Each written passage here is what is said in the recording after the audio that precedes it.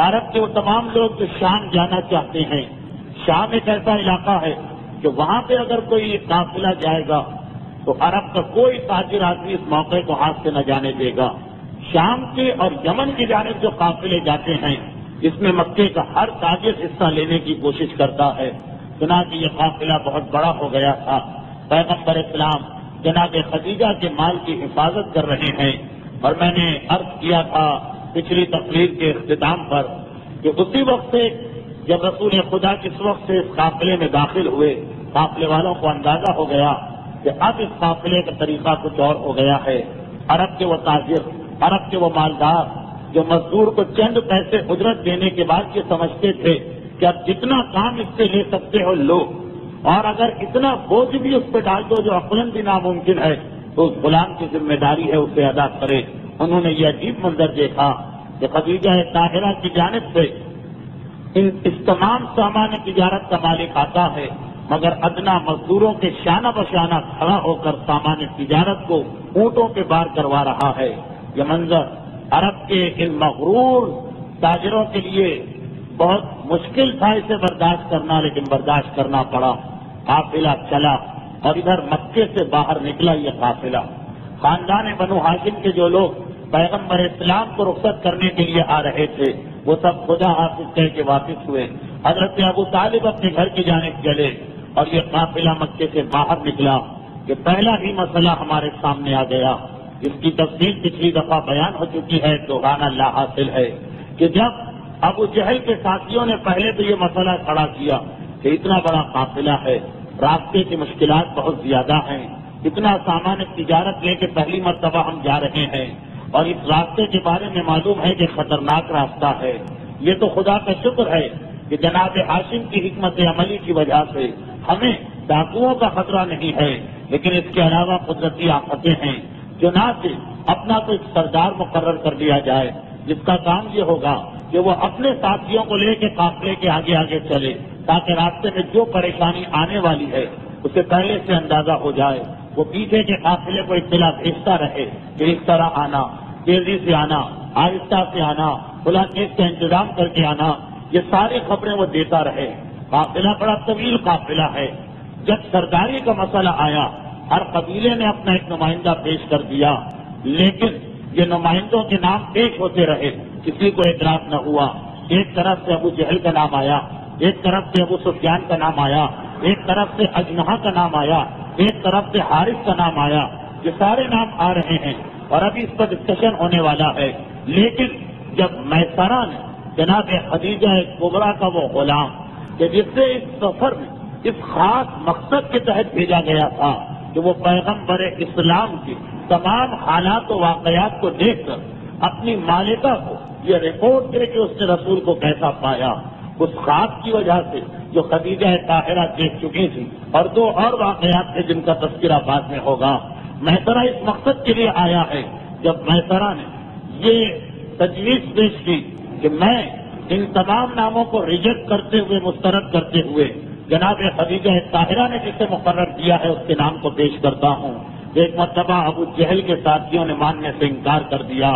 خاندان بنو ہاشم پیغمبر اسلام سے ہٹ کر وہ اپنا سامان تجارت لے کے اس قافلے میں الگ سے شامل ہے۔ ان کا ووٹ بھی پیغمبر اسلام کے نام پہ گیا۔ میسرہ بھی پیغمبر اسلام کا نام پیش کر رہا، جس کا سامان تجارت اس قافلے میں سب سے زیادہ ہے۔ بنو ہاشم بھی اس طرف ہو گئے۔ اب یہ دو ووٹ ہو گئے۔ ابو جہل نے دیکھا کہ باقی جتنے بھی نام ہیں وہ سب مسترد ہو جائیں گے، بس ایک مرتبہ تلوار نکال دی، کہا کہ یہ نہیں ہو سکتا، اگر عبداللہ کے یتیم کو سردار بنایا گیا تو ہم اپنی تلوار اپنے سینے میں اتار کے خودکشی کر لیں گے۔ یہ ذلت اور رسوائی ہم سے برداشت نہیں ہو سکتی کہ اس کی قیادت میں ہم سفر طے کریں۔ جناب حمزہ جو خاندان بنی ہاشم کے نمائندے ہیں، رسول خدا اس وقت خاندان بنی ہاشم کے ساتھ نہیں ہیں، وہ جناب خدیجہ کی جانب سے آئے ہیں، مگر جناب حمزہ جو حضرت ابو طالب کی غیر موجودگی میں، کہ حضرت ابو طالب ضعیف ہو چکے ہیں، بوڑھے ہو چکے ہیں، اب جناب حمزہ کو اس قافلے میں بھیجا گیا۔ وہ ایک مرتبہ آگے آتے ہیں، پیغمبر اسلام کے ہم عمر، پیغمبر اسلام کے چچا، مگر دوسرے رشتے سے پیغمبر اسلام کے دودھ شریف بھائی اور ساتھ ساتھ بچپنے کے دوست اور ساتھی، ان کا بھی آغاز جوانی ہے، شکار کا شوق ہے، اس اعتبار سے شمشیر زنی کے ماہر سمجھے جاتے ہیں، تیر اندازی میں کمال کی منزل پہ پہنچے ہوئے ہیں، وہ تلوار نکال کے آ گئے اور ابو جہل سے کہا خبردار، اگر تو نے میرے بھتیجے کی شان میں کوئی گستاخی کی تو یہیں پہ خون کی ندیاں بہہ جائیں گی۔ پیغمبر اسلام آگے بڑھے، چچا سفر کی ابتدا میں فتنہ و فساد سے آغاز کرنا مناسب نہیں ہے، ایسا کریں کہ اس مسئلے کو سلجھا لیتے ہیں، اس مسئلے کو حل کر لیتے ہیں، آدھا دن قیادت ایک کے ہاتھ میں رہے، آدھا دن قیادت دوسرے کے ہاتھ میں رہے۔ ابو جہل نے سوچا کہ پہلا جو دن کا حصہ ہے صبح سے دوپہر تک، اس کے اندر ہمیں آگے رہنا چاہیے، اس لیے کہ اس وقت انسان پتن اتار چکا ہوتا ہے، طاقت زیادہ ہوتی ہے، اس وقت ہم آگے رہیں گے، اور جب وہ وقت آ جائے کہ دوپہر سے شام کا وقت جب تھکن بڑھ رہی ہوتی ہے، اس وقت ہم پیچھے رہ کے آرام کریں، اور عبداللہ کے یتیم کو اس وقت آگے آگے رہ کر سارے قافلے کی حفاظت کرنا پڑے۔ پیغمبر اسلام نے کہا جس طرح سے یہ معاملہ جس طرح سے سلجھ جائے، اس اعتبار سے کہ اسلام ہمیشہ ابتدا یہیں سے کرتا ہے کہ جس وقت بھی فتنہ و فساد ہو تو پہلے مرحلے پہ یہ کوشش کرو کہ صلح سے، بات چیت سے، آپس کی مصالحت سے اس مسئلے کو طے کر لیا جائے۔ آغاز ہی میں تعلقات کو توڑ دینا، ایک دوسرے کے خلاف کھڑے ہو جانا، جب مسلمان اور کافر کے مقابلے میں اسلام کو پسند نہیں تو مومن اور مومن کے درمیان اسلام کیسے اس نفرت کے اختلاف کو برداشت کرے گا؟ بہرحال معاملہ طے پا گیا اور اب یہ قافلہ چل رہا ہے۔ دوران سفر مکے سے لے کر شام، یہ آج بھی کوئی معمولی سفر نہیں ہے اگر کوئی بائی روڈ جائے۔ اس وقت جب آمد و رفت کے وسائل وہ سارے پرانے وسائل تھے، اونٹوں پہ جانا پڑتا تھا، انتہائی تکلیف دہ سفر تھا، لیکن قدم قدم پر پیغمبر اسلام کی برکت سے مشکلات حل ہوتی چلی گئیں اور ایسا محسوس ہونے لگا ابھی مکے کے کسی بھی شخص کے ذہن میں یہ دور کا خیال بھی نہیں ہے کہ یہ یتیم آگے چل کے نبی یا رسول بن سکتا ہے، لیکن سب نے یہ محسوس کر لیا کہ یہ نوجوان کوئی عام نوجوان نہیں ہے، اس کے ساتھ کچھ غیبی طاقتیں ہیں، اسے خصوصیت حاصل ہے، لیکن کیونکہ نبوت کا ہلکا سا شائبہ اور امکان بھی نہ تھا، اس لیے یہ سمجھ نہیں پا رہے ہیں لوگ کہ یہ کیا ماجرا ہے۔ تاریخ بتاتی ہے کہ مثلا جب یہ قافلہ چلا، ابھی ایک یا دو منزل طے کی ہوگی کہ ایک ایسے مقام سے یہ قافلہ گزرا کہ جہاں ایک جانب پہاڑ تھے اور دوسری جانب ہموار میدان تھا۔ قافلے ہموار میدانوں سے گزرا کرتے ہیں، پیغمبر اسلام رک گئے اور جناب خدیجہ کے جو غلام ہیں اور خاندان بنو ہاشم کے جو افراد ہیں انہیں جمع کر کے کہا کہ شام کا وقت ہے، آرام کا وقت ہے، ہمیں آرام کرنا ہے، لیکن میرا مشورہ یہ ہے کہ اس میدان میں آرام نہ کریں بلکہ پہاڑ کی جانب چلے جائیں، پہاڑیوں پہ چڑھ کے۔ اب پہاڑیوں سے یہاں مراد وہ کوہ ہمالیہ یا ہندوستان اور پاکستان کی بلند پہاڑیاں نہیں بلکہ عرب کی پہاڑیاں جو ٹیلے کے برابر ہوتی ہیں، ہمیں ان پہاڑیوں کے اوپر چڑھ کے آرام کرنا چاہیے۔ ایک بڑی عجیب و غریب تجویز بن گئی ان لوگوں کے لیے، اتنے سارے اونٹ، اتنے سارا سامان سفر، میدان سے ہم اس کو پہاڑ پہ لے جائیں اور صبح پھر واپس سب کو لے کے آئیں، یہ تو ناممکن ہے، یہ تو بڑا مشکل کام ہے۔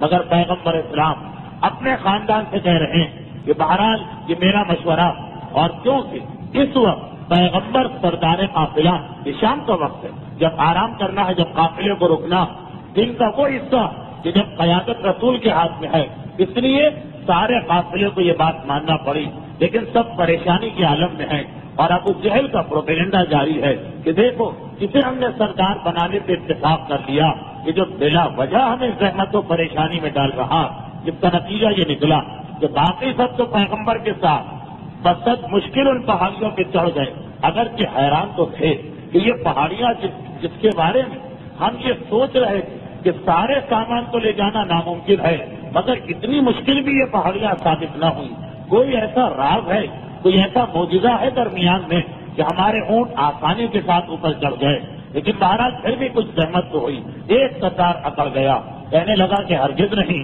میرا دماغ نہیں خراب ہوا ہے کہ میں اپنے 400 اونٹوں کو ان پہاڑیوں کے اوپر چڑھاؤں فقط ایک ناتجربے کار نوجوان کی باتوں میں آ کے۔ تمہیں کیا ہو گیا؟ تم میں سے ہر ایک 25 اور 50 سفر کر چکا اور اس کے باوجود اس وقت ایسی غلطی کر رہے ہو. مگر پیغمبر اسلام مشورہ دے چکے اور کیونکہ آدھا قافلہ فی الواقع پیغمبر ہی کا قافلہ یا جناب خدیجہ کا مال تجارت ہے اور یا بنو ہاشم کا، اس لیے جو فیصلہ ہو جاتا ہے سب کو ماننا پڑتا. لیکن عجیب بات یہ ہوئی کہ ابھی قافلہ اوپر پہنچا ہی تھا اور خیمے تک نہ لگائے گئے تھے، اونٹوں تک کو نہ باندھا گیا تھا کہ اس علاقے میں ایک دم سے بادل آئے اور اتنی موسلادھار بارش ہوئی کہ پہاڑیوں کی وجہ سے سیلاب کی کیفیت پیدا ہو گئی. اور دیکھتے ہی دیکھتے وہ سردار جو اپنے 400 اونٹ لے کے میدان میں بیٹھا تھا، وہ اپنے 400 اونٹوں سمیت پانی کے سارے میں بہتا ہوا جہنم واصل ہوا اور ہر ایک حیران و پریشان. اس راستے سے ہم پہلے بھی گزرے تھے مگر اندازہ تک نہ تھا کہ یہاں پہ کبھی سیلاب بھی آ سکتا ہے. اور پھر یہ آج سیلاب آیا اور آج ہی ہمارے ساتھ ہمارے سردار نے ہمیں یہ مشورہ دیا. اب اس منظر کو دیکھ کر سارے قافلے میں ان لوگوں نے جو ابو جہل کے گروپ سے باہر ہیں ایک خیال پیدا ہوا کہ جسے ہم نے سردار بنایا ہے وہ انتہائی دانشمند ہے، ہمارے فائدے کا خیال رکھتا ہے. ایک احترام رسول دلوں میں پیدا ہونے لگا. تاریخ کہتی ہے کہ یہ منظر ابو جہل اور ابو جہل کے ساتھی، بار بار مجھے سب کا نام لینے کی ضرورت نہیں ہے، اندازہ کیا جا سکتا ہے کہ وہ کون سا گروہ ہوگا. یہ منظر بار بار رسول کی تعریف ان کے سینوں میں حسد کی آگ کو اور پھلکا رہی ہے. لیکن اس کے بعد پھر پریشانی کا مرحلہ آ گیا. 4 دن متواتر بارش ہوتی رہی اور سیلاب کی کیفیت جاری رہی. چاروں طرف پانی کھڑا ہو چکا ہے. فقط وہ راستہ محفوظ ہے کہ جہاں سے یہ لوگ آئے تھے. میسرہ جیسا شخص بھی گھبرا گیا اور گھبرانے کے بعد رسول سے کہتا ہے کہ اے عبداللہ کے یتیم، یہ اتنی بارش ہو گئی اور اتنا پانی جمع ہو گیا کہ اب آگے جانے کا راستہ تو بند ہے اور آثار یہ بتا رہے ہیں کہ مہینہ 2 مہینہ لگ جائے گے اس راستے کو کھلتے کھلتے. ایسا کریں کہ ابھی واپسی کا راستہ یعنی جہاں سے ہم آئے تھے وہ راستہ کھلا ہوا، اس سفر کو ختم کریں، یہیں پہ اس سفر کو ختم کریں، واپس مکے جائیں، 1-8 مہینے کے بعد دوبارہ آئیں. اس لیے کہ اگر یہاں پہ 1 مہینے قیام کر لیا تو بے انتہا نقصان بھی ہوگا اور بھوک اور پیاس کی وجہ سے موت کی حالت بھی طاری ہو جائے گی. پیغمبر اسلام خاموش ہیں اور خاموشی کے عالم میں کہہ رہے ہیں کہ اس کا جواب میں کل دوں گا. شام کے وقت کی بات ہوئی، 4تھے دن کی شام کو، اور اگلی صبح کا وقت آیا. پیغمبر اسلام خاندان بنو ہاشم اور جناب خدیجہ کے غلاموں کو لے کے اس مقام پہ جا کے کھڑے ہو گئے کہ جہاں سے آگے بڑھنے کا راستہ تھا اور دور تک پانی ہی پانی ہے، سیلاب ہی سیلاب ہے. اور کہہ رہے ہیں اپنے ساتھیوں سے کہ اس وقت تم میں سے جو میری بات ماننے کو تیار ہے وہ اپنے سامان کو اکٹھا کر لے، سامان کو تیار کر لے، ہم اسی مقام سے گزریں گے. حیران و پریشان سب ایک دوسرے کو دیکھ رہے ہیں کہ یہ کیا ہو گیا اس نوجوان کو. پانی دریا یعنی سیلابی پانی دریا کی صورت میں، سمندر کی صورت میں ہے اور یہ کہہ رہا ہے کہ ہمیں یہاں سے آگے بڑھنا. حیرت کے عالم میں ایک دوسرے کو دیکھ رہے ہیں. مگر اور حیرت بڑھتی گئی یہ دیکھ کر کہ اعلان کر دیا اس نے، آگے نہیں بڑھ رہا اور وہیں کھڑا.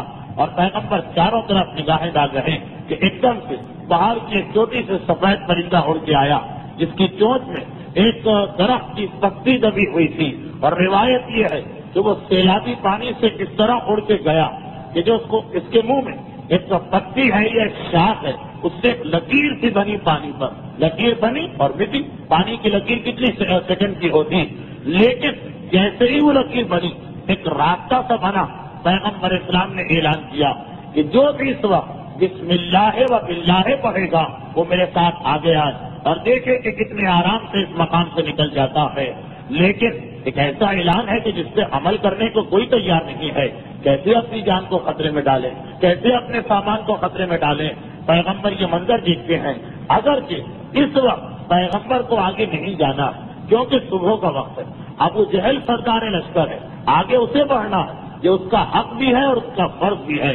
مگر پیغمبر نے جب اسے خاموش دیکھا تو اس سے کہا کہ اگر تو آگے نہیں بڑھتا تو میں آگے جاؤں گا. اب وہ خاموش ہے، نہ ہاں کہہ سکتا ہے نہ کہہ سکتا ہے.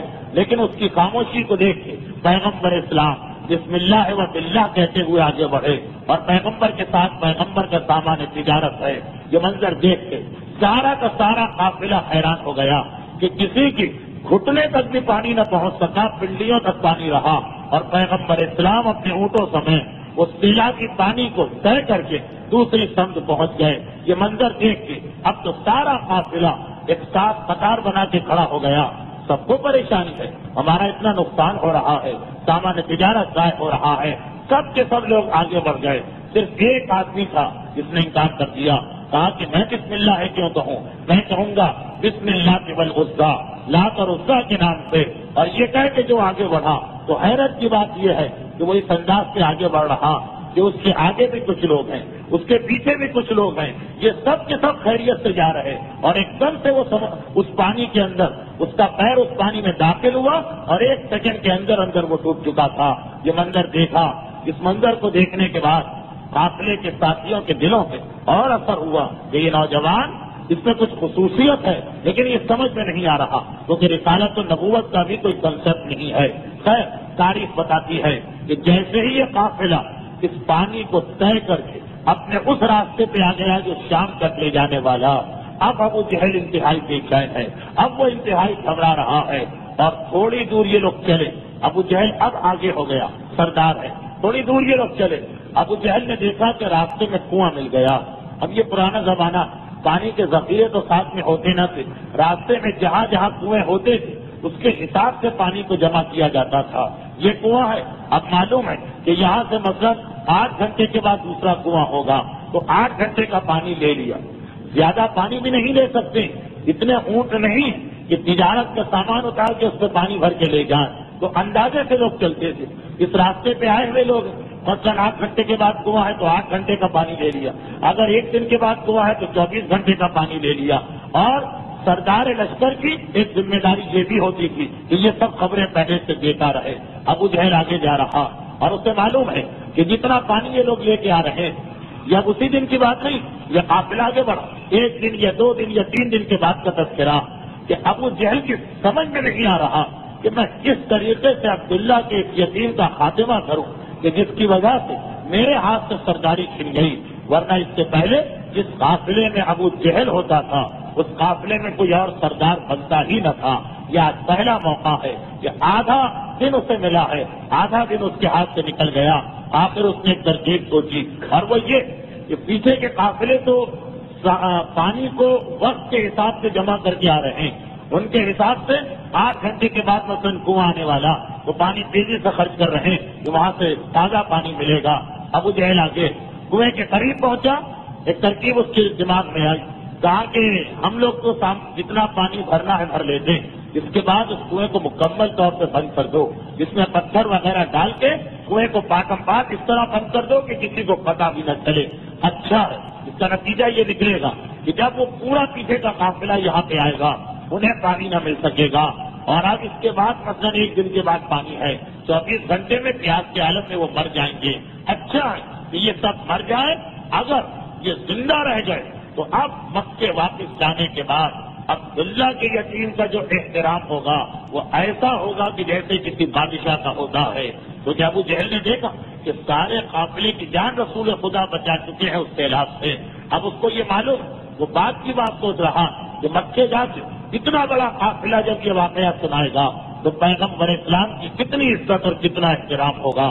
اس نے سوچا کہ چاہے باقی لوگ بھی مارے جائیں مگر عبداللہ کے یتیم کو تو مکے تک زندہ واپس نہیں جانے دینا۔ یہ خیال اور قصد کر کے خود پانی لیا، پانی لینے کے بعد کنویں کو بند کیا اور تیزی سے آگے جا کے آگے نکل کے 2 گھنٹے یا 4 گھنٹے کے فاصلے پہ جا کے بیٹھ گئے۔ ایک غلام کو پانی کی ایک مشق دے کر یہاں پہ بٹھا دیا، جب تم بیٹھے رہو پیچھے سے قافلہ آئے گا، 2 گھنٹے میں آئے، 3 گھنٹے میں آئے، 4 گھنٹے میں آئے، 6 گھنٹے میں آئے، یہاں بیٹھے انتظار کرتے رہو، اور جب تم اپنی آنکھوں سے یہ منظر دیکھو کہ عبداللہ کا بیٹا تڑپ تڑپ کے پیاس کی وجہ سے دنیا سے رخصت ہو رہا ہے، آ کے مجھے یہ خوشخبری سناؤ، میں تمہیں آزاد کر دوں گا۔ غلام کو یہ لالچ دیا گیا اور خود جا کے 4 گھنٹے کے فاصلے پہ بیٹھ گیا، انتظار کر رہا ہے اب میرا غلام آتا ہے، اب میرا غلام آتا ہے۔ لیکن جب غلام آیا تو ابو جہل نے یہ منظر دیکھا کہ غلام بڑا گھبرایا ہوا، خوشی کے عالم میں نہیں آ رہا۔ غلام کو تو خوشی کے عالم میں آنا چاہیے کہ میں یہ خوشخبری پہنچاؤں ابو جہل کو اور مجھے آزادی مل جائے، نہیں، بڑا گھبرایا ہوا رہا ہے، اور آتے ہی پہلا جملہ یہ کہتا ہے کہ آقا یہ آپ بہت بڑی غلطی کر رہے ہیں، آپ کچھ بھی کر لیں اس نوجوان کو کوئی نقصان نہیں پہنچ سکتا۔ تو ایسا لگ رہا ہے کہ اس کے اوپر خداؤں کا سایہ ہے، اپنے جانی دشمن، یعنی دشمنی ابو جہل نے بنا رکھی جس سے وہ اتنا حسد کرتا تھا، اس کی تعریف اپنے غلام کی زبانی سننے سے ابو جہل کی حسد کی آگ اور بھڑک اٹھی، اور غصے کے عالم میں کہتا ہے کہ کیا بکواس کر رہے ہو، میں نے تمہیں کس کام کے لیے بھیجا، تم آ کے قصیدہ پڑھ رہے ہو، ہوا کیا یہ تو بتاؤ۔ کہا کہ جس وقت میں نے اس قافلے کو آتا دیکھا تو بس اب مجھے یہی توقع تھی کہ وہ لوگ پیاس کے عالم میں آ رہے ہوں گے، وہ تو یہ سوچ کے آ رہے ہیں کہ یہاں پانی ملے گا، جتنا پانی راستے میں خرچ کر سکتے ہو خرچ کر دو۔ جب وہاں پہنچے تو میں نے دیکھا کہ ہر ایک گھبرا تو گیا، پریشان تو ہو گیا، لیکن وہی عبداللہ کا یتیم آگے بڑھتا اور کہتا ہے کہ گھبرانے کی بات نہیں ہے، اے میرے قافلے کے ساتھیوں پریشان ہونے کی بات نہیں ہے، ہم خدا سے دعا کرتے ہیں، خدا ہماری دعا کو قبول کرے گا۔ یہ کہہ کے وہ آگے بڑھا، اس نے دعا کے لیے ہاتھ اٹھائے اور پھر ایک مرتبہ زمین کو ٹھوکر ماری اور زمین سے پانی کا تازہ پانی کا چشمہ ابل پڑا، اور سارا قافلہ ایک مرتبہ انتہائی خوشی کے عالم میں اس کے قدموں پہ گر پڑا، اس کے ہاتھوں کو بوسہ دینے لگا، ہر ایک کی زبان پر اس کی تعریف ہے۔ یہ وہ معجزہ ہے کہ اس سے پہلے پیغمبر کے جج حضرت اسماعیل کے پاؤں کی ٹھوکر سے زمزم کے مقام پہ واقع ہوا تھا۔ اور اگر آپ کو یاد ہو تو پیغمبر اسلام کے دادا حضرت عبد المطلب کی زندگی میں بھی یہ واقعہ پیش آیا ہے، جب ایک مرتبہ صحرائے عرب میں وہ مکے کے ساتھیوں کے ساتھ جا رہے تھے اور اسی انداز سے مکے والوں نے دغا دی تھی تو حضرت عبد المطلب کے اونٹنی کے پاؤں سے پانی کا چشمہ ابلا۔ یہ تیسری مرتبہ اس خاندان کی تاریخ میں یہ منظر دیکھا۔ اب مکے والوں کو پرانے واقعات تو یاد نہیں، مگر سب پیغمبر کے قدموں پہ گر پڑے کہ یہ تیسری مرتبہ ہماری جان بچائی ہے اس شخص نے۔ تو اے میرے آقا آپ اس سے زیادہ دشمنی نہ کریں، ایسا لگ رہا ہے کہ اس پر خداؤں کا سایہ ہے اور آپ اسے کوئی نقصان نہیں پہنچا سکتے۔ ابو جہل اس وقت انتہائی پریشانی اور ندامت کی حالت میں ہے کہ وہ کیا کرے، کس طرح اپنے قافلے کو وہ فیس کرے، پریشانی کے عالم میں ہے اور آگے بڑھا جا رہا ہے، آگے چل رہا ہے۔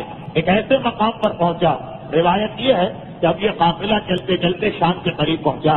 واقعات تو بہت زیادہ، اگر میں سب کی تفصیل میں جاؤں تو آپ حیران ہو جائیں گے، اتنے واقعات ہیں، لیکن مجھے وقت کا بھی خیال کرنا، صرف ایک مختصراً یہ چیز آپ کے ذہن میں واضح کرنا تھی کہ دشمنی رسالت جو ابو جہل کے گروپ کی طرف سے ہوئی اس کی بنیادیں کہاں کہاں تھیں۔ اب تاریخ کہتی ہے کہ پانی کے اس واقعے کے بعد ابو جہل اور پریشان ہو گیا، آگے آگے جا تو رہا ہے، پریشانی کی حالت میں ہے کہ کیا کیا جائے۔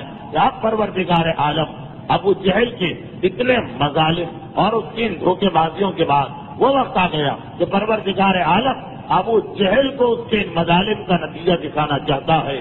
چنانچہ روایت یہ ہے کہ جس وقت یہ لوگ شام کی سرحد کے قریب پہنچ رہے تھے ابو جہل آگے تھا، تقریباً آدھا فاصلہ طے ہوا تھا، ابو جہل آگے تھا۔ ایک مرتبہ کھجور کے ایک درخت کے قریب سے اس کا اونٹ گزرا اور اس کھجور کے درخت کی اوٹ سے ایک اژدہا، انتہائی خوفناک اژدہا نکل کے اس انداز سے آیا کہ ابو جہل کا اونٹ بھڑک کے بھاگا اور اس نے ابو جہل کو زمین پہ گرایا، اس کی پسلیوں میں انتہائی شدید چوٹ آئی اور اس کا اونٹ صحرا میں فرار اختیار کر کے ڈر کے مارے بھاگ جاتا ہے، واپس نہیں آتا۔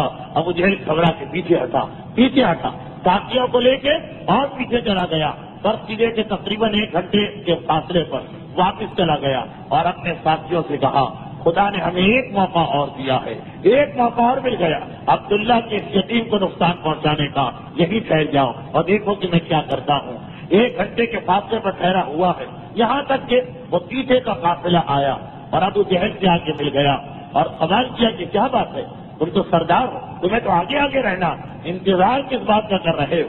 ابو جہل ہاتھوں کو جوڑ کے آگے بڑھتا اور پیغمبر اسلام کے سامنے پہنچ کے کہتا کہ اے عبداللہ کے یتیم، میں نے بڑی غلطی کی تھی کہ تیری موجودگی میں اس قافلے کی سرداری سنبھالی تھی، مجھے معلوم نہیں تھا کہ میں کیسی حماقت کر رہا ہوں، تیرے آگے کسی کو حق ہی نہیں ہے۔ اب آج سے میں بھی یہ اعلان کرتا ہوں کہ تو سردار ہوگا پورے دن اس قافلے کا اور ہم لوگ پیچھے پیچھے چلیں گے، تم آگے آگے چلو گے۔ اتنا سننا ہے کہ پیغمبر اسلام کے ایک اور چچا ہیں، حضرت ابو طالب کے ایک اور بھائی ہیں جناب عباس، خوشی کے عالم میں آگے بڑھے۔ پیغمبر اسلام سے گلے لگتے ہیں، گلے ملتے ہیں اور کہتے ہیں کہ اے میرے بھتیجے کتنا مبارک دن ہے کہ ابو جہل جیسا دشمن اور وہ بھی ہماری تمہاری عزت اور تمہاری عظمت کا اعتراف کر رہا ہے۔ پیغمبر مسکرائے، کہا کہ چچا آپ ابو جہل کی باتوں میں نہ آئیے، اس میں دھوکہ اور فریب محسوس ہو رہا اور ضرور کوئی نہ کوئی ایسی بات ہے جس کی وجہ سے ابو جہل نے اس طرح اپنے آپ کو بدلا۔ آپ لوگ بھی ٹھہر جائیے، میں چل کے دیکھتا ہوں۔ اب پیغمبر آگے آگے، قافلہ پیغمبر کے ساتھ ساتھ ہے مگر تھوڑے فاصلے پر ہے تاکہ اگر کوئی اس قسم کا واقعہ پیش آئے تو قافلے والے محفوظ رہیں، اور ابو جہل وہ خوشی کو اپنے سینے میں چھپائے ہوئے آگے بڑھ۔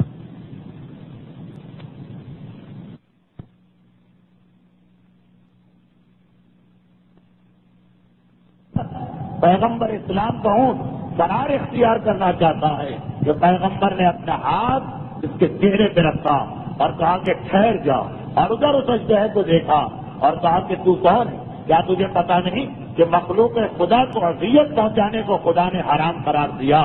وہ اژدہا ایک مرتبہ گھبرا کے کہتا کہ آپ کون؟ کیا مکے سے آ رہے ہیں؟ کہا کہ ہاں میں مکے سے آ رہا ہوں، مگر تو نے یہ سوال کیوں کیا؟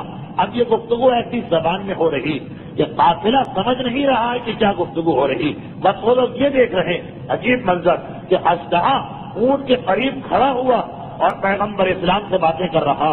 پیغمبر نے پوچھا کہ تو نے میرے شہر کا نام کیوں لیا؟ کہا کہ آپ کے شہر مکہ عبداللہ کا ایک بیٹا وہ اس وقت کہاں ہوگا؟ پیغمبر نے کہا میں ہی وہ ہوں۔ اژدہا کہتا ہے کہ میں تو بڑے طویل عرصے سے آپ کا انتظار کر رہا تھا، میں جنوں کا سردار حضرت ابراہیم خلیل خدا کے ہاتھ میں ایمان لایا تھا۔ ایمان لانے کے بعد میں نے حضرت ابراہیم سے خواہش ظاہر کی تھی کہ آپ مجھ سے میری شفاعت و بخشش کا وعدہ کریں۔ حضرت ابراہیم نے کہا تھا کہ شفاعت کا حق، گناہگاروں کی شفاعت کا حق یہ میری اولاد میں میرے بیٹے کو ملے گا جو مکے میں ہوگا، عبداللہ کا بیٹا ہوگا، اور ایک دن اسی مقام سے گزرے گا، اس کا انتظار کر، جب وہ آ جائے تو یہ درخواست اس کے سامنے پیش کرنا۔ پیغمبر اسلام نے اب دوسرا ہاتھ اژدہے کے سر پہ رکھا، یا میں نے تجھ سے تیری شفاعت کا وعدہ کیا مگر اب اس راستے کو چھوڑ کے چلا جا۔ اژدہا تو واپس چلا گیا، قافلہ پیغمبر کے پاس آیا۔ اب پیغمبر پورا واقعہ تو نہیں بتا سکتے ہیں، ابھی اعلان رسالت تو 15 سال ہے، ابھی پروردگار کی مصلحت ہے کہ نبوت کی صفت پر پردہ پڑا رہے، اس لیے پیغمبر خاموشی کے عالم میں ہے۔ صرف اتنا کہتے ہیں کہ اگر اس سے پہلے تم اس راستے سے گزرے ہو اور اس اژدہے سے ڈرے ہو تو اب اطمینان کر لینا، اب اس کے بعد یہ کسی کے راستے میں نہیں آئے گا۔ ایک ایک منظر قافلے والوں کو حیران کر رہا، میں ذرا رپورٹ تیار کر رہا، اور ابو جہل کی حسد کی آگ پھنستی جا رہی ہے، یہاں تک کہ تھوڑے دنوں کے بعد یہ قافلہ شام کی سرزمین میں داخل ہوا۔ شام سے مراد وہ علاقہ جس میں آج شام، اردن، اسرائیل، لبنان اور فلسطین شامل ہے، عراق کو طے کر کے شام میں داخل ہوا۔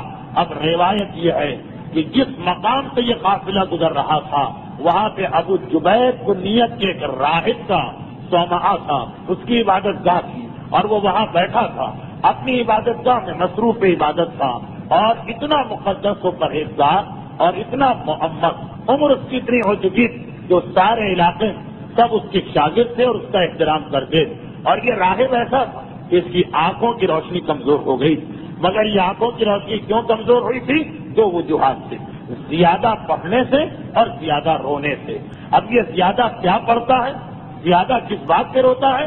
اس کے پاس تورات اور انجیل کا وہ نسخہ تھا جو حضرت موسیٰ اور حضرت عیسیٰ نے اپنے ماننے والوں کو دیا تھا، مسلسل یہ اس کو پڑھتا، مگر ساری کتاب کو نہیں، تورات کے اس حصے کو اور انجیل کے اس حصے کو جس میں پیغمبر اسلام کی آمد کی خبر دی گئی، پیغمبر کی نشانیاں بتائی گئی، مسلسل پڑھتا، دن ہو رات ہو، آرام کا وقت ہو، عبادت کا وقت ہو، اور روتا جاتا ہے اور بار بار کہتا جاتا ہے کہ ہے اس دنیا میں کوئی ایسا جو مجھے اس کی آمد کی بشارت دے جو تہامہ سے، یعنی یہ مکے کے علاقے سے، جو تہامہ کے علاقے سے نبوت اور کرامت کا تاج سر پہ رکھ کے اس طرح نکلے گا جیسے مشرق سے آفتاب نکلا کرتا ہے۔ ارے کوئی ہے کہ میری موت سے پہلے میرے کانوں میں یہ بشارت ڈال دے، میرے کانوں کو یہ آواز سننے کا موقع مل جائے کہ وہ آنے والا آ گیا ہے۔ روتا جاتا ہے اور کتاب کو پڑھتا جاتا ہے، یہاں تک کہ بینائی انتہائی کم ہو گئی۔ جب اس کو نظر نہ یہ کیفیت ہو گئی کہ تقریباً نابینا کے برابر ہو گیا، اس وقت اپنے شاگردوں کو جمع کیا، کہا کہ بس اب میرا ایک حق ادا کرتے رہنا، میں اس قابل تو نہ رہا کہ خود دیکھ سکوں، مگر عرب کے علاقے کے راستے کو مسلسل دیکھتے رہنا، حجاز سے آنے والے قافلوں کو مسلسل دیکھتے رہنا، اور مجھے اس کی خبر دیتے رہنا کہ کون سے قافلے آ رہے ہیں۔ تاریخ بتاتی ہے کہ پیغمبر اسلام کا قافلہ اسی راستے سے آ رہا تھا کہ اس سے پہلے ہی ایک مرتبہ وہی واقعہ پیش آیا جو آپ نے پچھلے منگل کی تقریر میں حضرت خدیجہ کے مکان کے بارے میں سنا تھا کہ یہ سارے راہب بیٹھے ہوئے ہیں، کچھ شاگرد باہر کھڑے ہوئے ہیں تاکہ کوئی قافلہ آئے تو خبر کر دیں، اور ادھر سارا کا سارا عبادت خانہ ایک مرتبہ روشنی سے جگمگا اٹھا، راہب گھبرا گیا یہ اتنی روشنی کہاں سے آ گئی، اور باہر سے شاگرد دوڑتے ہوئے آئے اور آ کے کہتے ہیں کہ اے ہمارے قابل احترام استاد، حجاز کی جانب سے قافلہ آ رہا، مگر اس قافلے کی عجیب خصوصیت ہے، قافلے کے ساتھ ایک بادل چل رہا ہے جس کی وجہ سے وہ لوگ سائے میں ہیں، اور اتنی روشنی آ رہی ہے اس قافلے کی طرف سے کہ آپ نے دیکھا کہ سارا عبادت گاہ منور ہو گیا، بس راہب گھبرا کے کھڑا ہو گیا۔ کہا کہ یہ تو وہی نشانی ہے جو حجاز سے آنے والے نبی کی نشانی تھی، ابر کا سایہ اور چہرے کا نور،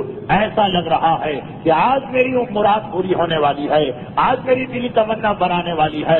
اے میرے شاگردوں، باہر جاؤ اور دیکھتے رہو، جب تم یہ دیکھو کہ وہ قافلہ یہاں پہ رک رہا ہے تو یہ دیکھتے رہنا کہ وہ جو فلاں درخت ہے اور اس کے پاس جو کنواں ہے اس کو دیکھتے رہنا، وہ درخت جو صدیوں سے سوکھا پڑا ہوا، حضرت موسیٰ اور حضرت عیسیٰ اس کے قریب آ چکے ہیں، اس سے ٹیک لگا کے بیٹھ چکے ہیں، عیسیٰ کو 5 صدیاں گزر گئیں، اس کے بعد سے یہ درخت سوکھ گیا ہے، اور وہ کنواں جہاں سے موسیٰ اور عیسیٰ نے پانی پیا تھا کنواں سوکھ گیا ہے۔ دیکھتے رہنا، اگر کوئی ایسا شخص ہے کہ جس کے وجود کی برکت سے درخت دوبارہ سرسبز ہو جائے، کنویں میں پانی آ جائے، تو فوراً آ کے مجھے بتانا۔ اور تاریخ کہہ رہی ہے کہ قافلہ آیا، یہاں منزل کرتے تھے سارے قافلے، قافلہ رک گیا۔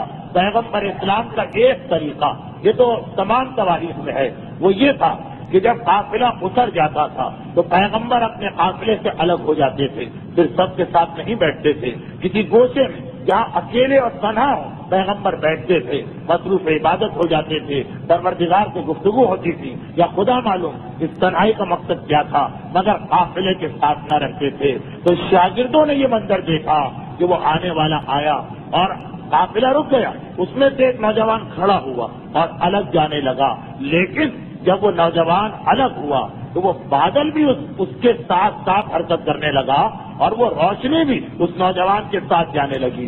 یہ یاد کیجیے آپ، جو میں نے اس سال پہلی تقریر کی تھی کہ پیغمبر کے چہرے کا نور ایسا تھا کہ نظر جما کے بھی کوئی نہیں دیکھتا ہے، بار بار نظریں ڈالتے ہیں اور ہٹا لیتے ہیں، بس یہ دیکھا کہ نور بھی اس کے ساتھ جا رہا ہے، اور یہ نوجوان اس درخت سے ٹیک لگا کے بیٹھ گیا۔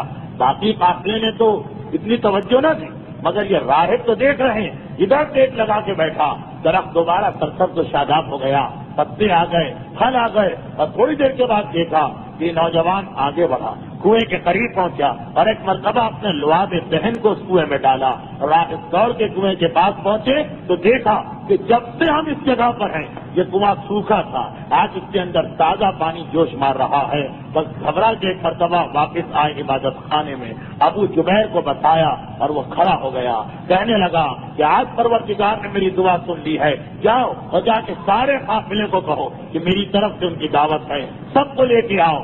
ادھر یہ پیغام پہنچا، ابو جہل کیونکہ پیغمبر تو قافلہ چھوڑ کے کونے میں چلے گئے، یہ لوگ یہ راہب کے شاگرد دعوت لے کے قافلے میں داخل ہوئے۔ اب ابو جہل کے ہاتھ میں سرداری ہے، چنانچہ اس کے پاس پہنچے، کہا کہ ہمارے استاد نے تمہیں بلایا ہے۔ حیران ہو کے ابو جہل اپنے ساتھیوں سے کہنے لگا کہ 25 مرتبہ ہم لوگ یہاں سے گئے، آج تک ہمیں دعوت نہیں آئی، یہ آپ کی خوشی میں دعوت ہو رہی ہے، لیکن چلو اس سے اچھا موقع کیا ہوگا کہ ہم کھانے پکانے کی زحمت سے بچ جائیں گے، سارے دن کا سفر حسن تو ہے اپنی جگہ، یہ کہہ کے سب کو لے کے چلے۔ ایک مرتبہ کسی نے کہا کہ ہمارا اتنا سامان پڑا ہوا ہے تجارت کا، یہاں پہ کس کو چھوڑ کے جائیں؟ ابو جہل کی خواہش یہ تھی کہ رسول کسی طرح اس دعوت میں نہ جانے پائیں، تنزیہ انداز میں کہتا ہے گھبرانے کی کیا بات ہے، ہمارے پاس امین موجود ہے، امین کو چھوڑ جاؤ امانت کے لیے اور ہم سب کے سب چلتے ہیں۔ یہ جو تجویز پیش کی سب کو پسند آ گئی. پیغمبر کے پاس آ کے درخواست کی, اتنا سارا سامان ہے, آپ کے علاوہ اور کسی پہ بھروسہ نہیں. پیغمبر وہاں بیٹھ گئے اور یہ سب کے سب دعوت میں پہنچے. تقریباً واقعات اسی انداز سے پیش آئے جو آپ نے سال گزشتہ کی 12ویں تقریر میں سنے تھے کہ دعوت میں جب یہ بیٹھ چکے ہیں, کھانا لگایا جا چکا ہے, وہ استاد ایک مرتبہ اپنی جگہ سے کھڑا ہوا اور ایک ایک کے قریب پہنچ کے اس کا چہرہ دیکھنے لگا, کیونکہ نابینا بالکل قریب آتا ہے تو نظر آتا ہے. سب کو دیکھ لیا, گھبراہٹ کے عالم میں, پریشانی کے عالم میں ایک کونے میں جا کے کھڑا ہو گیا. اور اس کے شاگرد اپنی خوشی سے تو دعوت نہیں کر رہے, جب میزبان خود دعوت میں دلچسپی نہ لے تو شاگرد بھی پیچھے ہٹ گئے. ابو جہل نے دیکھا کہ یہ تو ماجرا ہی کچھ اور ہو گیا. دسترخوان پہ لا کے بٹھا دیا, خالی پلیٹیں رکھی ہیں, نہ کھانا ہے نہ کوئی کھانے کی دعوت دینے والا. اب گھبراہٹ کے عالم میں ہے, کہے تو کیا کہے, دعوت اسی کے ذریعے سے آئی, واسطہ اسی کا ہے, ہر ایک اس کو دیکھ رہا. مگر جناب عباس ایک مرتبہ سمجھ گئے, کھڑے ہوئے, آئے اس کے بعد کیا بات ہے, بہت پریشان نظر آ رہے ہو. یہ تو اندازہ ہو گیا کہ اس پورے کے پورے عبادت خانے میں سردار یہی بوڑھا راہب ہوگا, بڑے پریشان نظر آ رہے ہو. کہا کہ ایک بات بتاؤ, کیا تمہارا پورا قافلہ آ گیا یا ابھی کوئی باہر بھی ہے؟ اس سے پہلے کہ جناب عباس کو جواب دے, ابو جہل کہتا ہے کہ نہیں, باہر کوئی نہیں, ہاں فقط ہمارا ایک نوکر ہے جو عرب کی ایک عورت کی جانب سے نوکر ہو کے آیا, نوجوان کا بچہ ہے, اس کو ہم نے باہر رکھا ہوا. جناب حمزہ نے یہ توہین آمیز جملے سنے.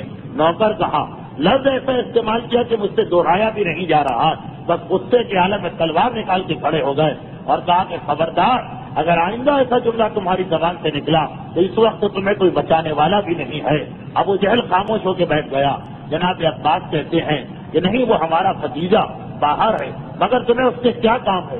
کہا کہ میں تلاش میں ہوں ایک ایسے شخص کی جس میں یہ نشانیاں, یہ کہے کہ 4-5 نشانیاں بتائیں. جناب عباس کو تو معلوم ہے کہ یہ نشانیاں کس میں. کہا کہ اگر تم خود کہہ لو گے تو پہچان لو گے. جواب دیا کہ یقیناً. جناب عباس اس کو لے کے باہر آئے, پیغمبر اسلام کے قریب پہنچے.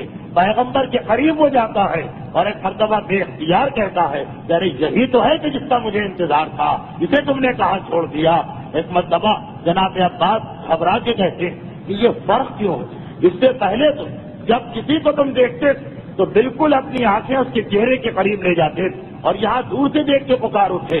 کہا کہ مجھے معلوم, میں نے خدا سے دعا مانگی, جب تمہارے چہرے دیکھ رہا تو نابینا تھا, لیکن جیسے ہی اس کے چہرے پہ دور سے نگاہ پڑی میری آنکھوں کی پرانی بینائی واپس آ گئی. میں جوانی کی کیفیت کو محسوس کر رہا ہوں اور یہی نشانی تھی, یہی نشانی مجھے بتائی گئی تھی آخری نبی کی. یہ کہہ کہ پیغمبر کے قریب آیا. جناب عباس آگے نہ بڑھے, انہیں معلوم ہے, انہیں پتا, یہ تو نہیں پتا کہ میرا بھتیجا نبی, مگر یہ معلوم ہے کہ کون سے مقامات ایسے ہیں جہاں مجھے پیچھے رہنا, وہ پیچھے رہے. یہ آگے آتا ہے. پیغمبر کو سلام کیا مگر اور کوئی بات نہ کی, صرف اتنا کہا کہ دعوت میں آپ کا انتظار ہو رہا ہے. پیغمبر جواب دیتے ہیں میری ذمہ داری, اس سامان کی حفاظت میری ذمہ داری ہے, میں کیسے جاؤں؟ کہا کہ آپ گھبرائیے نہیں. اپنے شاگردوں کو بلا کے سامان کی حفاظت کے لیے چاروں طرف کھڑا کیا اور کہا کہ اگر ایک سوئی بھی غائب ہو جائے تو میں اس کا ضامن ہوں, میں اس کی ادائیگی کروں گا, آپ میرے ساتھ چلیں. یہ کہہ کے پیغمبر کو لے کے چلا, مگر وہاں نہیں جہاں سب جمع تھے, اپنے خاص کمرے کی جانب, جس کا دروازہ چھوٹا تھا. یہ چھوٹا دروازہ اس نے پہلے سے بنوایا تھا. اس کو معلوم تھا کہ ایک دن آخری نبی میرے یہاں آئے گا اور اس کی ایک نشانی یہی ہوگی جو شاید آپ کو یاد ہو کہ ایک تقریر میں اس سے پہلے خصوصیات گزری ہے پیغمبر کی. اس میں ایک خصوصیت یہ تھی کہ پیغمبر اسلام کے جسم پر ہر لباس پورا آ جاتا تھا. بڑا لباس پہنے, پیغمبر پہنے, لباس خود بخود چھوٹا ہو جائے گا. چھوٹے لباس کو جسم پہ ڈالے, لباس خود بخود پھیل جائے گا.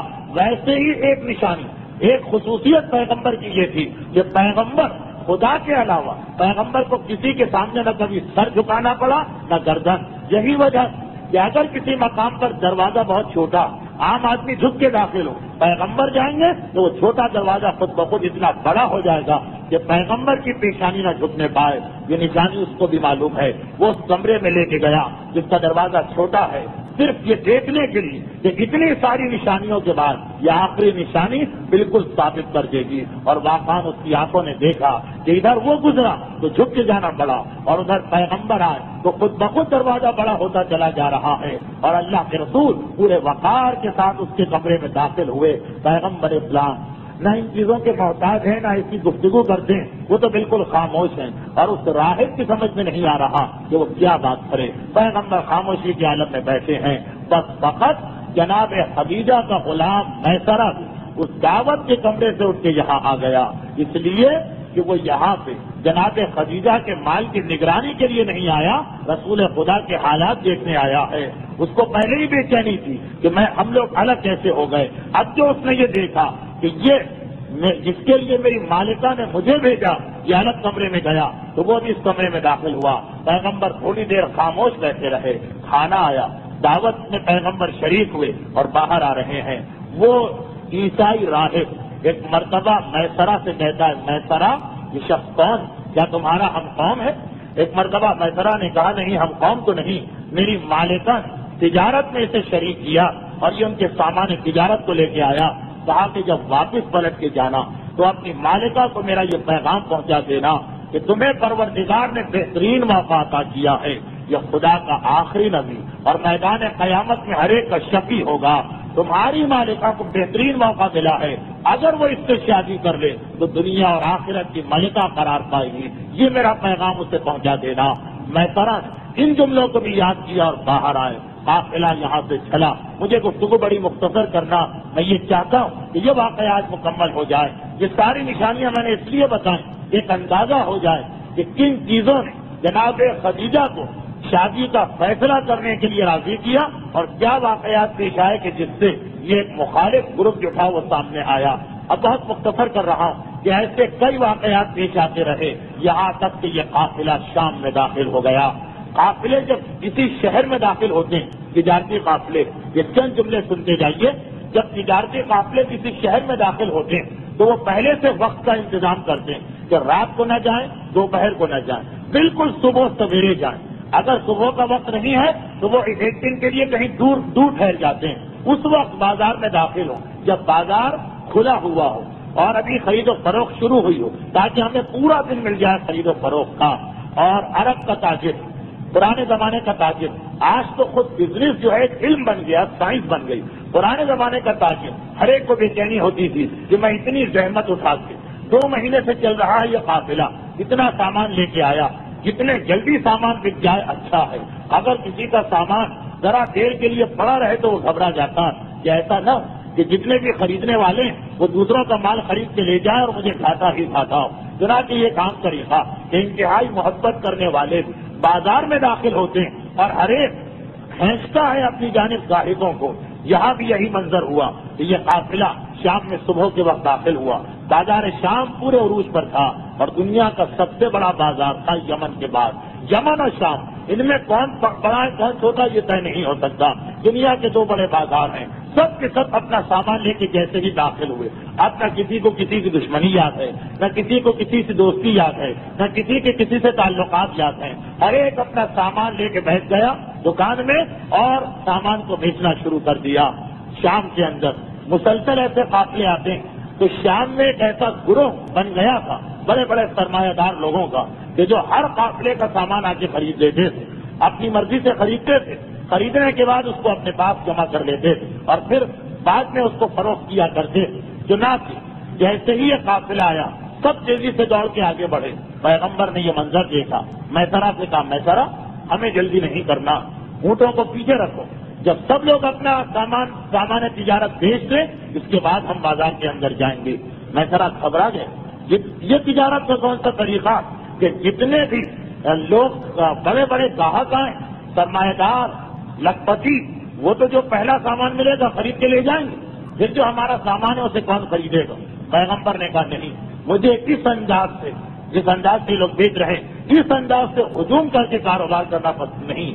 پیچھے رہو, پہلے جو جس کا دل چاہے جس انداز سے چاہے فروخت کر دے. اسے آپ یا تو کہیے کہ انصاف, دوسرے ساتھیوں کا اتنا خیال کہ ٹھیک ہے تمہیں جتنا نفع لینا ہے پہلے تم لے لو, ہم چند پیسوں کی خاطر کسی کو دھکا دے کے، کسی کو پیچھے ہٹا کے کسی کے سامنے اپنی دکان نہیں کھولیں گے. ایثار کریے یا اللہ پہ توکل کریے، یا یہ کہیے کہ تجارت کا بھی ایک علم ہے، تجارت کی مہارت کہیے. بہرحال پیغمبر پیچھے ہیں. اتنا بڑا قافلہ آیا، جناب کہ صبح سے شام ہو گئی.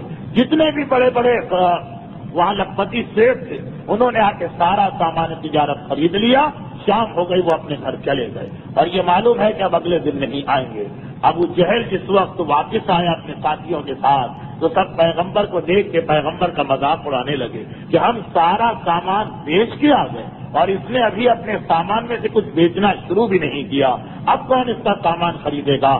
بڑا عجیب جملہ کہا ابو جہل نے کہ خدیجہ نے معاذ اللہ آج تک، یعنی اس کا جملہ، اس کے اندر لفظ اس نے منحوس کر رکھا کہ معاذ اللہ خدیجہ نے آج تک کسی ایسے شخص کو نہیں بھیجا کہ جس کے نتیجے میں خدیجہ کا سارا سامان بیکار ہو گیا، نفع تو درکنار، سب نقصان ہو گیا.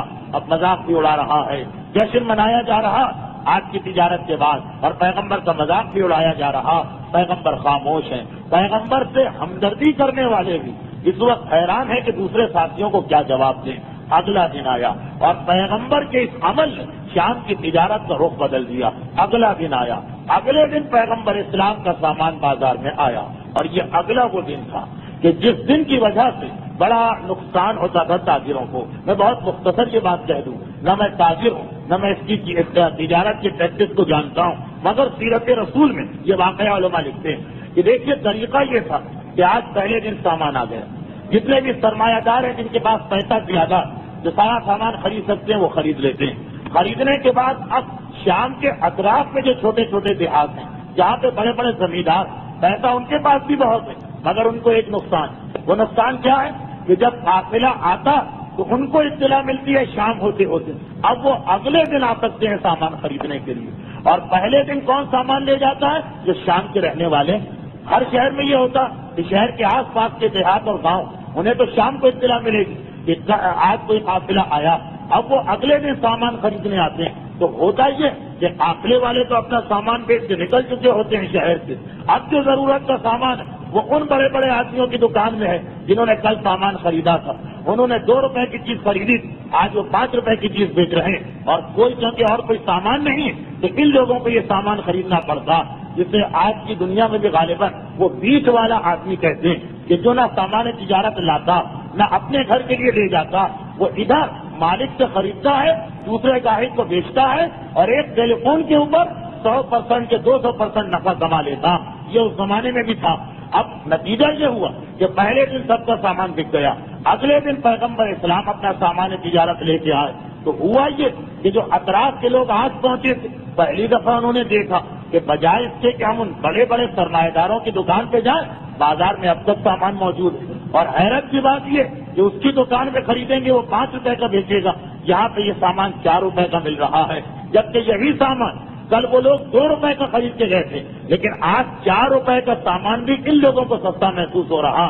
کیونکہ یہ لوگ بعد میں آیا کرتے تھے، وہ بیچ والے کی دکان سے خریدتے تھے. جو بیچ میں دلال ہے، جو بیچ میں ایجنٹ ہے، تو وہ اپنا نفع رکھ کے بیچتا تھا. پیغمبر کے ساتھ اب ڈائریکٹ خرید رہے ہیں، تو جو چیز کل ابو جہل نے 2 روپے کی بیچی تھی، آج وہی چیز پیغمبر کے سامان تجارت میں 4 کی بک رہی ہے، اور خریدنے والا خوشی سے لے جا رہا. کیونکہ دکان میں جا کے خریدے تو یہ چیز اس کو 5 کی ملے گی، سستا بھی مل رہا ہے. اور ادھر یہ منظر سارا قافلہ دیکھ رہا ہے کہ اس حد تک پیغمبر اسلام کے اس سامان تجارت کی فروخت سے نفع ہوا کہ میں طرح کو یقین نہیں آ رہا ہے. آج تک میری مالکہ نے بہت انتہائی تجربے کار لوگوں کو بھی بھیجا ہے، مگر ڈبل نفع یہ پہلی دفعہ ملا. اور اس طرح کے خریدار جو ہے گاہک خوشی سے دے رہا. پیغمبر اس کے ساتھ کسی قسم کی زبردستی نہیں کر رہے، دکان سے سستا اس کو سامان مل رہا ہے.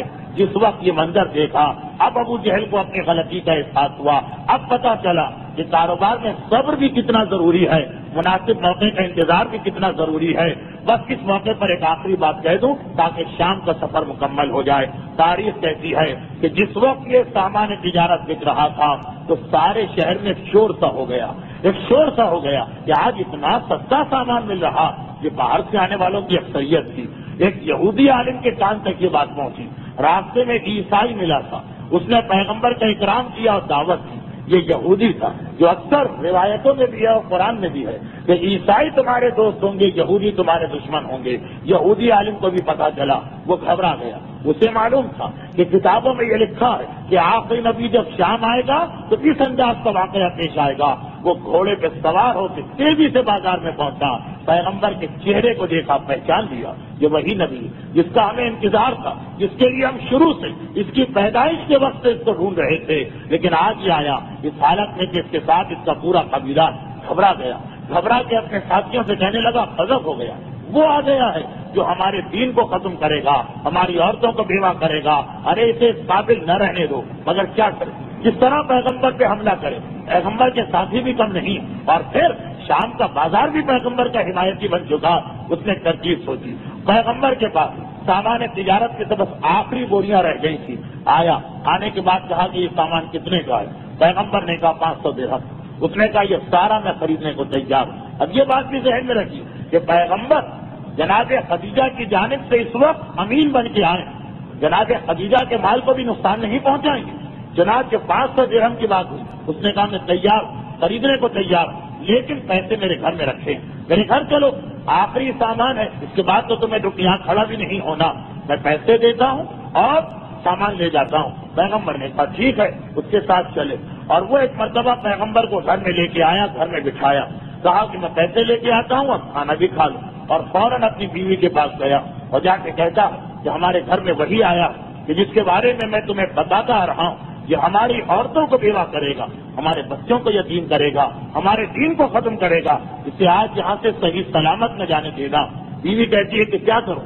جواب دیا کہ اس طرح سے اسے نقصان پہنچاؤ کہ ایسا لگے کہ جیسے کوئی حادثہ پیش آ گیا، چکی کو اٹھاؤ، چکی کا پاٹ، پرانے زمانے میں ہر گھر میں چکی ہوتی، یہ چکی کا پاٹ لے کے مکان کی چھت پہ کھڑی ہو جاؤ، اور جیسے ہی یہ شخص گھر سے باہر نکلے ویسے ہی یہ چکی اس کے سر پہ پھینک دینا، تاکہ کہنے کو بھی موقع ہو کہ جی وہ چھت کے اوپر چکی لے کے کھڑی تھی، اتفاق سے اس کے ہاتھ سے گر پڑی، اور یہ کہ ہمارے دشمن کا بھی خاتمہ ہو جائے۔ بات طے پا گئی شوہر اور بیوی میں، بیوی مکان کی چھت پہ کھڑی ہے، پیغمبر اسلام جس کے مہمان ہیں کھانا کھا کے 500 درہم لے کے باہر نکلے، جیسے ہی باہر آئے پیغمبر اسلام کے چہرے کا وہ نور، اب وہ تو گھر سے نکلنے والے ہر آدمی کو دیکھ رہی ہے، وہ جو نور اس نے دیکھا تو ایک مرتبہ اس کی آنکھیں چکا چوند ہو گئی، خیرہ ہو گئی، آنکھوں نے کام کرنا بند کر دیا، اور اس نے جیسے ہی اس کی آنکھوں نے کام کرنا بند کیا، اس نے ایک مرتبہ چکی کا پاٹ زمین کی جانب پھینکا۔ اس عرصے میں پیغمبر اسلام آگے بڑھ چکے تھے، اور اس یہودی کے 2 ہی لڑکے تھے، وہ گھر میں داخل ہو رہے تھے۔ یہ چکی کا پاٹ ان دونوں لڑکیوں کے اوپر پڑا، اور ایک مرتبہ جب اس یہودی نے یہ منظر دیکھا اور چیخ ماری تو اس کی بیوی کو احساس ہوا کہ میں نے اپنے ہاتھوں سے اپنا کتنا نقصان کر لیا ہے، مگر پیغمبر اسلام اپنے قافلے میں تشریف لے جا چکے ہیں۔ غید و غضب کا مرقع بن کے یہ یہودی اپنے ساتھیوں کو لے کے دوڑا، پیغمبر اسلام کے قافلے میں پہنچ کے پیغمبر پہ حملہ کرتا۔ یہ منظر دیکھنا تھا صرف بنی ہاشم کا خاندان ہی نہیں بلکہ سارے کے سارے پیغمبر کے ساتھی، یہ سارا قافلہ مکہ نکلنے سے آج تک پیغمبر کا احسان مند ہے، یہ سب پیغمبر کی حمایت میں آ گئے، اور ایک مرتبہ یہودیوں نے ادھر سے حملہ کیا، مکے والوں نے مقابلہ کیا اور دفاع کیا۔ اس وقت ایک عجیب جملہ کہا یہودیوں نے، یہ جملہ ایسا تھا کہ مکے والوں کی سمجھ میں نہیں آیا، کیونکہ وہ اس وقت جوش میں ہے، غصے میں ہے اور لڑ رہے ہیں، مگر ابو جہل نے یہ جملہ سنا اور چونک اٹھا۔ یہ ایک جملہ بعد میں کافی تاریخ اسلام میں اس کا دخل رہا۔ وہ ایک جملہ کہتا مکے والوں تمہیں کیا ہو گیا، تم اس کی طرف سے لڑ کر میرا مقابلہ کر رہے ہو، میں اس سے اپنے بیٹوں کی وجہ سے لڑنے نہیں آیا، میں اس لیے لڑنے آیا کہ یہ میرے دین کا خاتمہ کرے گا، ہماری عورتوں کو بیوہ بنائے گا، بچوں کو یتیم بنائے گا۔ مکے والوں، آج تم جس کی حمایت کر رہے ہو، جب یہ تمہارے سامنے اپنے دین کو پیش کرے گا تو یاد رکھو کہ پھر تم اس کو ڈھونڈ رہے ہوگے اسے ختم کرنے کے لیے، اور یہ تمہاری عورتوں کو بیوہ کر رہا ہوگا، یہ تمہارے بچوں کو یتیم کر رہا ہوگا۔ ارے تم کیا غلطی کر رہے ہو، کل کا کام آج پر ڈالو، آج تم اس کو بچا رہے ہو، کل تم پچھتاؤ گے۔ یہ جملہ دوسروں کی سمجھ میں نہیں آیا، لیکن آج بھی جب آپ تاریخ اسلام دیکھیں تو اندازہ ہوتا ہے کہ وہ یہودی تورات کی روشنی میں بات بالکل صحیح کہہ رہا تھا کہ یہی مکے والے جو آج رسول کی حمایت میں تلوار نکال رہے ہیں، کل اعلان رسالت کے بعد موقع تلاش کریں گے پیغمبر کو نقصان پہنچانے کا، اور کبھی ابو طالب، کبھی حمزہ، کبھی خدیجہ ڈھال بن کے سامنے آ جائیں گے۔ لیکن آج قدرت نے یہی دکھایا کہ یہ ہے میری قدرت کاملہ کہ وہی لوگ جو کل پیغمبر کو نقصان پہنچانے والے ہیں آج پیغمبر کی طرف سے دفاع کر رہے، اور جب یہودی نے دیکھا کہ کوئی اثر نہیں ہوتا، اور اس وقت سارا شام اور یہ اتنا بڑا قافلہ اس کے ساتھ ہے تو وہ خاموش ہو گیا، اور اب یہ قافلہ واپس چلا، بڑی تیزی کے ساتھ واپس چلا، راستے میں بھی معجزات پیش آئے، مگر کہاں تک بیان کروں، مختصر یہ کہ قافلہ بڑی تیزی کے ساتھ واپس جا رہا ہے کہ ایک دم خدیجہ طاہرہ، شام سے قافلہ مکہ جا رہا کہ ایک دم خدیجہ طاہرہ گھبرا کے اپنی سہیلیوں سے کہا، ان کے ساتھ مکان کی چھت پہ بیٹھی تھی، سہیلیوں سے کہا ذرا غور سے دیکھو یہ آسمان سے یاقوت سرخ کا خیمہ کیسے لٹک رہا ہے، اس میں یہ موتیوں کی گھڑیاں کیسی ہیں، یہ کیا منظر ہے، میری آنکھیں دھوکہ تو نہیں کھا رہی ہیں۔ اور یہ وہی وقت تھا کہ جب رسول خدا مکے کے قریب پہنچ رہے تھے۔ واپسی کے سفر کو میں نے مختصر کر دیا تاکہ گفتگو ذرا تیزی کے ساتھ آگے بڑھ سکے، لیکن پھر بھی وقت